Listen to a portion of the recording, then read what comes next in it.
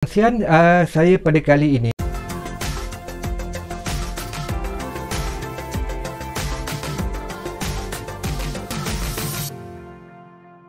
Assalamualaikum warahmatullahi wabarakatuh. Salam sejahtera, salam ceria. Baik, nama saya Arwan bin Aziz, merupakan seorang speaker dan juga seorang penulis.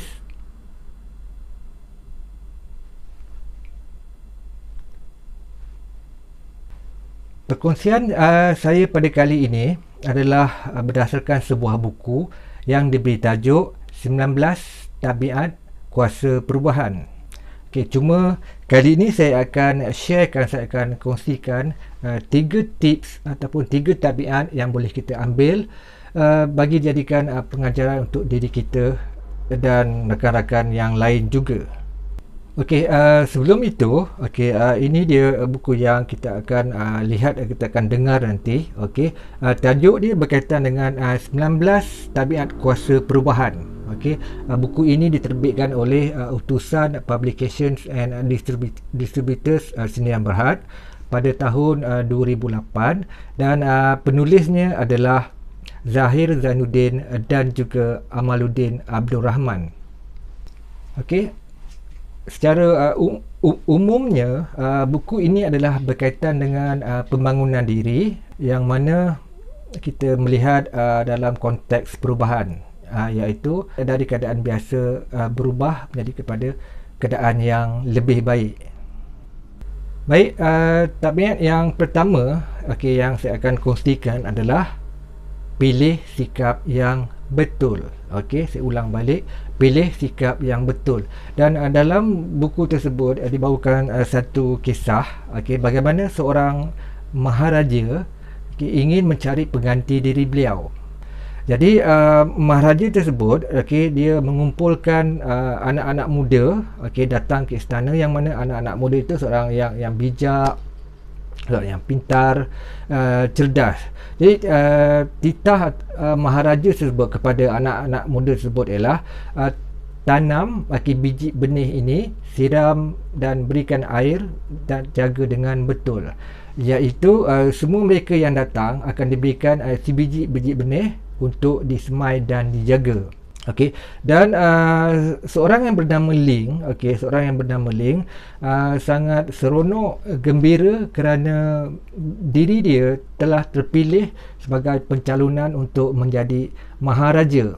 Jadi dia pulang ke rumah, diceritakan kisah tersebut kepada ibunya. Lalu ibunya membantu beliau mencarikan pasu, mencarikan baja yang sesuai. Kemudian Ling pun menanamlah biji benih tersebut.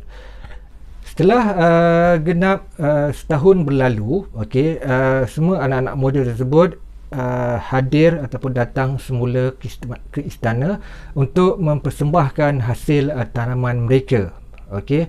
Dan apabila berkumpul, hanya Ling seorang saja yang dalam pasu dia tidak tumbuh apa-apa, ataupun dalam kata lain hanya membawa pasu kosong, sedangkan kawan dia membawa pelbagai tumbuhan yang cantik dan segar dan juga ada tumbuhan yang besar. Jadi Ling terasa kecil hati kerana semua ataupun rakan-rakan itu mentertawakan dia.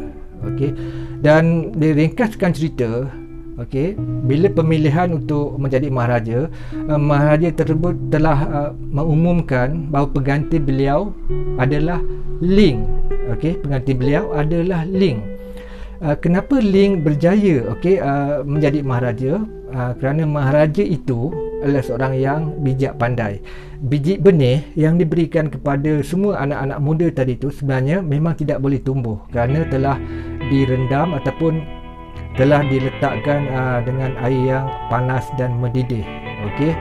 Jadi poin di sini adalah pilih sikap yang betul, dan Ling memilih untuk menjadi seorang yang jujur. Menjadi seorang yang jujur. Kerana kejujurannya lah itu beliau terpilih untuk menjadi seorang maharaja. Dan dalam buku tersebut juga telah diungkapkan Jika menanam kejujuran, kamu akan mendapat kepercayaan. Jika menanam kebaikan, kamu akan mendapat persahabatan. Dan jika menanam ketekunan, kamu akan mendapat kemenangan. Tabiat kedua pula yang saya akan sharekan berdasarkan buku adalah percaya diri sendiri, ataupun percaya diri adalah sumber kepercayaan terbesar. Okey. Kepercayaan itu mempunyai kuasa, dan kuasa itu akan memberi kekuatan untuk kita bertindak. Okey. Kuasa itu akan memberi kekuatan untuk kita bertindak.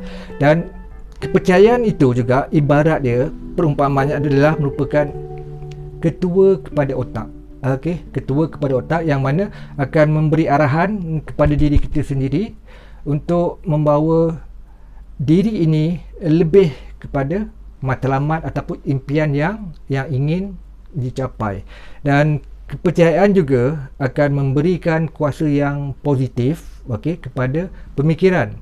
Okey, kuasa positif kepada pemikiran. Pemikiran positif ini akan mengubah ataupun akan mampu mengubah masa hadapan. Ia akan membuka mata terhadap peluang yang ada di hadapan.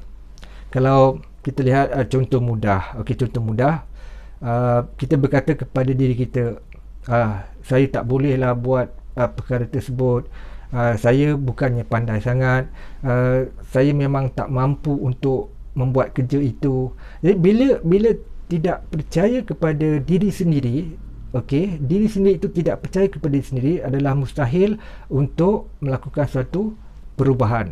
Okey, perubahan kepada diri pada waktu itu dan juga untuk masa hadapan. Okey.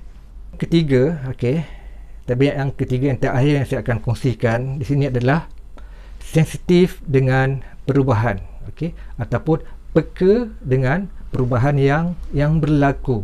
Okey, contoh dalam buku tersebut dibawakan kisah seekor katak. Okey, seekor katak telah terjatuh ke dalam air. Okey, seekor katak telah jatuh ke dalam air, dan katak itu tidak melompat keluar. Okey, dia duduk dalam air itu, tidak ke mana-mana, dan air tersebut rupa-rupanya, okey, sedang dipanaskan. Jadi akhirnya bila air itu mendidih, apa yang berlaku pada katak itu telah, ataupun katak itu mati kerana air yang panas dan mendidih. Jadi kesimpulan daripada cerita tersebut, kisah katak itu tidak peka ataupun tidak sensitif ataupun tidak aware dengan perubahan yang berlaku pada air itu. Okey, air itu pada mulanya sejuk dan perlahan-lahan menjadi panas. Okey, dia tidak sensitif dan akhirnya mati kerana kepanasan. Jadi kesimpulan dalam topik dalam tabiat ini, sensitif kepada perubahan, kita melihat diri kita juga. Okey, kalau kita untuk berubah jadi lebih baik, kita perlu untuk peka ataupun sensitif dengan perubahan yang ada pada sekeliling kita. Kalau kita lihat contoh mudah pada zaman sekarang ataupun era ini, perubahan yang perlu kita ikut adalah dari segi teknologi.